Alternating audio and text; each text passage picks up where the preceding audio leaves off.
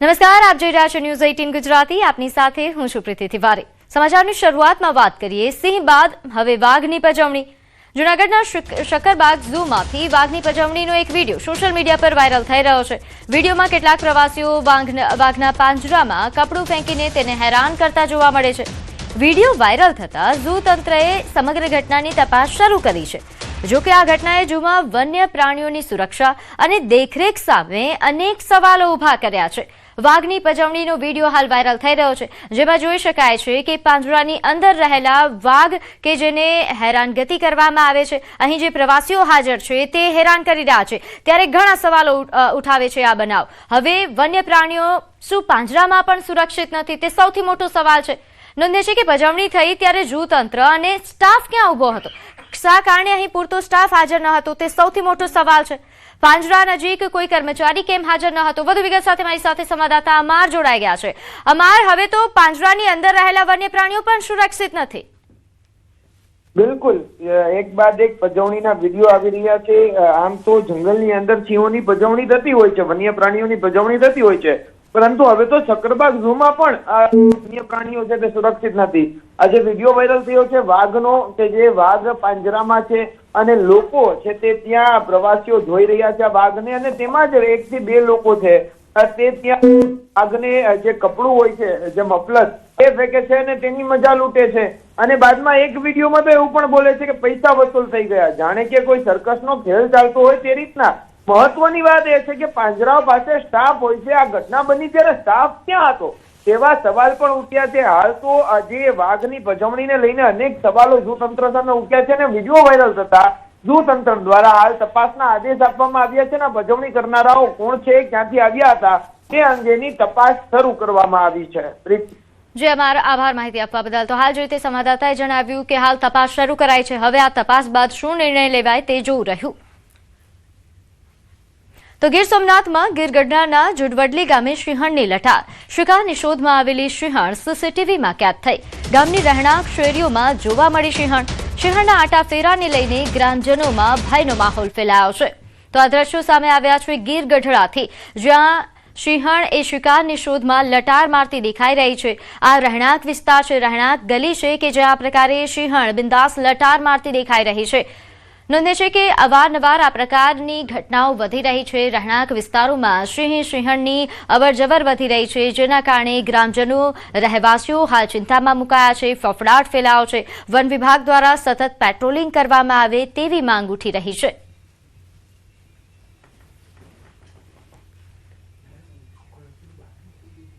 આગળ વાત કરીએ નર્મદાનો સાગબારા જંગલ જમીન વિવાદ. નર્મદા ભાજપનો વિવાદ આવ્યો સપાટી પર.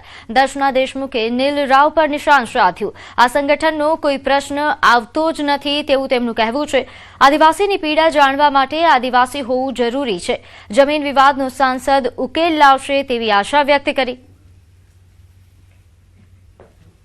તો નર્મદાનો સાગબારા જંગલ જમીન વિવાદ છેલ્લા ઘણા સમયથી ચાલી રહ્યો છે અને તે મામલે હવે નિવેદનબાજીઓ પણ સામે આવી રહી છે. એક પાછી એક એકબીજા પર આક્ષેપો લાગી રહ્યા છે. આ વચ્ચે હવે દર્શનાબેન દેશમુખ કે જેમણે નીલ રાવ પર નિશાન સાધ્યું છે.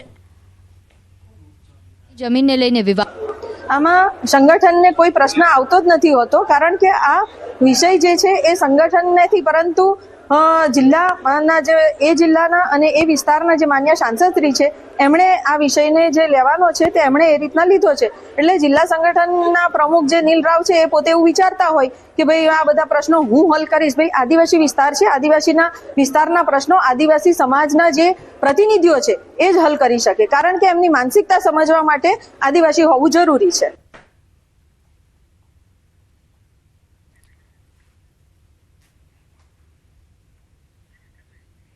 નોંધે છે કે સાગબારા ઉમરપાડા જંગલ જમીન વિવાદ મામલે સાગબારાના આદિવાસીઓને જમીન ખેડવા દેવાની માંગ હવે ઉઠી છે.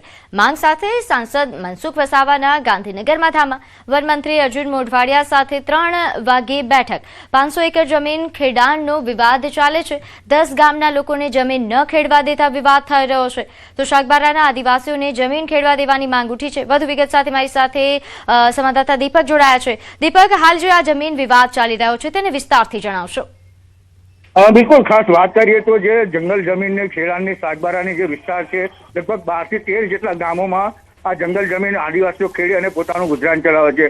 છેલ્લા 15 દિવસથી આ જે તાપી જિલ્લાના જે વન વિભાગ છે અને પોલીસ ખાતું છે એ આ જે વન વિસ્તાર ધરાવતા જે જિલ્લાની જે ખેતી કરતા ખેડૂતો છે તેમને અટકાવવામાં આવ્યા હતા. તેમને પોતાનો ખેડૂતોનો જે પાક હતો એ નષ્ટ કરી દેવામાં આવ્યો છે, જેને લઈ ત્યાંના જે નેતાઓ છે જેમાં રાજકારણ ગરમાયું છે. ખાસ કહી શકાય કે જે સાંસદ મનસુખ વસાવા છે, મનસુખ વસાવાએ અગાઉ પણ 5 દિવસ આગળ હર્ષ સંઘવીને પત્ર લખ્યો હતો અને જે ખાસ કરીને અર્જુન મોઢવાડિયા જે વન મંત્રી છે તેમને પત્ર લખ્યો હતો કે આ જે જંગલ જમીન છેલ્લા 25 વર્ષથી ખેડે છે. 2005 થી જયારે ખેડતા આવતા હોય ત્યારે ખેતી લાયક જમીન હોય અને ખેતી લાયક જમીન જયારે ખેડતા હોય ત્યારે અન્ય નવા જે ખેડૂતો જે ખેડતા હોય છે તેમને અટકાવવા જોઈએ, પરંતુ છેલ્લા 20 વર્ષથી જયારે આ ખેડૂતો પોતાની જમીનને ખેડી રહ્યા છે તેને અટકાવવા જતા જે આદિવાસીઓ છે અને જે વનકર્મીઓ છે તેમના વચ્ચે ઘર્ષણ પણ થયું હતું. ત્યારે જે મુદ્દો લઈને હાલ એમાં રાજકારણ ગરમાયું. આજે છેલ્લે વાત કરીએ તો જે સાંસદ મનસુખ વસાવા છે જેઓ આદિવાસીઓને લઈ અને ગાંધીનગર સુધી પહોંચ્યા છે.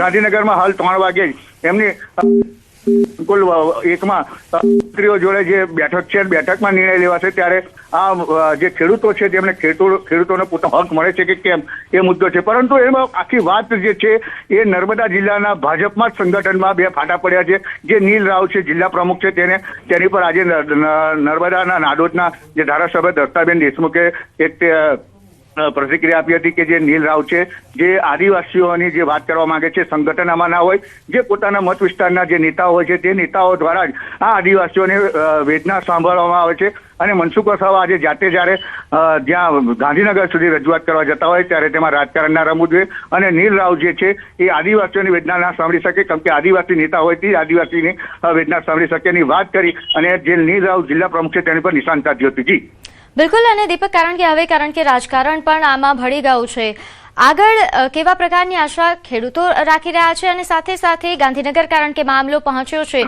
તો ત્યાં કોઈ અપડેટ તેને લઈને? હા બિલકુલ ખાસ વાત કહી શકાય કે આજે સવારથી જે સાંસદ મનસુખ વસાવા છે જે પોતાનો મત વિસ્તાર ગણવામાં આવે છે ડેડિયાપાડા અને સાગબારા એ મત વિસ્તાર છે, ત્યારે જ્યાં આદિવાસીઓ જે પોતાને જંગલ જમીન ખેડતા જે ઘર્ષણ થયું હતું વનકર્મી તેને લઈ રજૂઆત કરી હતી અને આ જે સાંસદ મનસુખ વસાવા છે આખા બોલા છે જેમને વન વિભાગના અધિકારીઓ અને વન મંત્રી સુધી રજૂઆત કરી છે. ત્યારે આજે એમને 3 વાગે સાયણ સંકુલ વનમાં જેમની મીટિંગ હાલ ચાલી રહી છે ને આ મીટિંગમાં શું નિર્ણય આવે છે એ હાલ થોડી વારમાં મીટિંગ ખતમ પત્યા બાદ જ ખબર પડશે. ત્યારે જેવા સાંસદ બહાર આવશે ત્યારે તેમના દ્વારા ખબર પડશે કે તેમનું નિરાકરણ સુખદ આવ્યું છે કે દુઃખદ આવ્યું છે. જી બિલકુલ, આભાર માહિતી આપવા બદલ. હવે વાત કરીએ વડોદરાની, જ્યાં માંજલપુર વિધાનસભા પેટા ચૂંટણી ભાજપ અને કોંગ્રેસના ઉમેદવારે ઉમેદવારી નોંધાવી. ભાજપ ઉમેદવાર સતીશ પટેલે વિજય મુહૂર્તમાં ફોર્મ ભર્યું તો કોંગ્રેસ ઉમેદવાર ભીખા રબારીએ પણ ઉમેદવારી નોંધાવી. ભાજપ કોંગ્રેસ ઉમેદવારો વચ્ચે ચૂંટણી જંગ જામશે.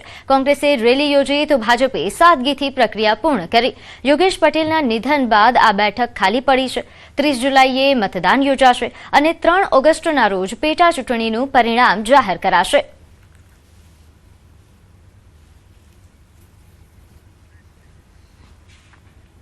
તો હવે સમાચાર સુરતથી, જ્યાં પૂરના પાણી ઓસર્યા બાદ હવે પાણી અને વીજળી માટે મુશ્કેલીનો સામનો કરી રહેલા શહેરીજનોનો આક્રોશ ફાટી નીકળ્યો છે. જળ સંકટ બાદ લોકોનો રોષ 7મા આસમાને જોવા મળી રહ્યો છે. કાપોદ્રામાં સ્થિતિની સમીક્ષા કરવા પહોંચેલા વોર્ડ નંબર 4ના કોર્પોરેટર હંસાબેન ગજુરા પર સ્થાનિકોએ ભારે રોષ ઠાલવ્યો. લોકોની રજૂઆત સાંભળવાના બદલે કોર્પોરેટર શાંતિ રાખો કહીને દાદાગીરી કરતા નજરે પડ્યા.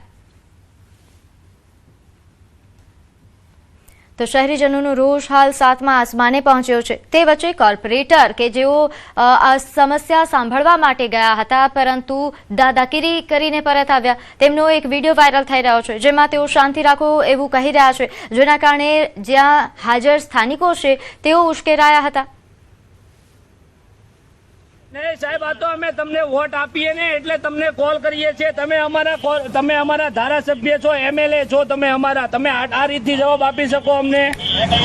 મોટી વાત તો તને એ નથી તો મત વોટ અત્યારે ક્યાં મતની વાત કરવા જેવું તો મત આપીએ એટલે તો તમને અને એટલે મત દઈ દીધો એટલે કે મતની વાત જ નથી કરવાની.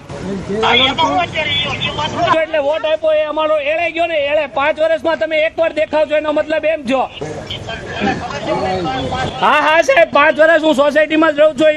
હા અત્યારે તમે રાવ સાહેબ ને કોલ કરીને કહો કે એસએમસી નું છે, એસએમસી માં પાણી એક મશીન મોકલાવે ને પાણી કઢાવે. જો વાહ ભાઈ વાહ, તાળીઓ પાડો. જો મશીન નહીં આવે મશીન. તો આપે જે આ તમે આવી રીતે ઘરેથી પહેલા પાણી ટેન્કર પીવાના મંગાવો, બધા પાણી પીવાના બેઠા છે એમને ભૂખા તરસા. આજે કોઈને પાણી નથી ઘરમાં. મત જોઈ જાય તારો 10 વાર અમને આપ તો ઘરે આવીને તારે હવે તો ઘરે નો અવાય. તો સુરતની ટેક્સટાઇલ માર્કેટમાં હજુ પાણી નથી ઓસર્યા. અહીં પૂરના 7 દિવસ બાદ પણ પાણી નથી ઓસર્યા. ગોડાદરા રોડ પર આવેલી ટેક્સટાઇલ માર્કેટમાં હજુ પાણી જોવા મળી રહ્યું છે. દુકાનમાં પાણીથી કરોડો રૂપિયાનું નુકસાન છે. તંત્ર દ્વારા નુકસાનીનું સર્વે કરવામાં આવ્યું નથી. છેલ્લા 7 દિવસથી દુકાનો બંધ રાખવાની નોબત આવી છે. આ વર્ષે દર વર્ષ કરતાં વધારે પાણી આવ્યું હતું. હજુ કોઈ સર્વે કરવા માટે ટીમો આવી નથી કે કોઈ તંત્રની ટીમો પણ દેખાતી નથી, જેના કારણે હાલ વેપારીઓમાં રોષ ભરાયો છે.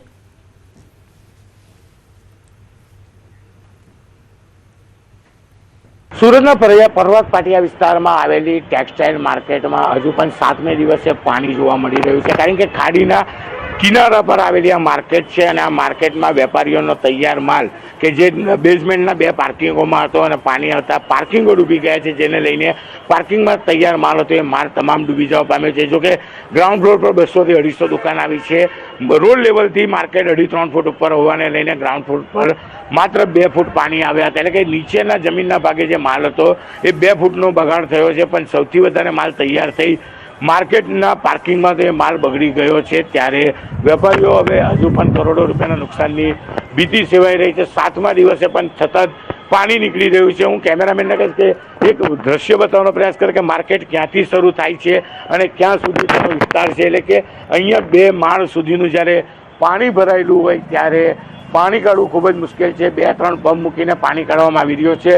7 દિવસ થઈ ગયા છે અને હજુ પણ કહી શકાય કે 2 દિવસ પાણી નીકળતા લાગશે. ત્યારે ખાડી કિનારે ખાડી ઉપર બનેલી આ માર્કેટ ગરકાવ થઈ જતા વેપારીઓને કરોડો રૂપિયાના નુકસાનની ભીતિ સેવાઈ રહી છે. કીર્તેશ પટેલ, ન્યૂઝ 18 ગુજરાતી, સુરત. સુરતના પૂરમાં વાયરલ થઈ રહેલા કાકાની ફરી પલટી મારી છે. તેમણે નોંધ્યું છે કે અધિકારીઓને સ્ટીલના જીવડા પડવાના શ્રાપ આપનાર કાકા ફરી રોષે ભરાયા. પહેલા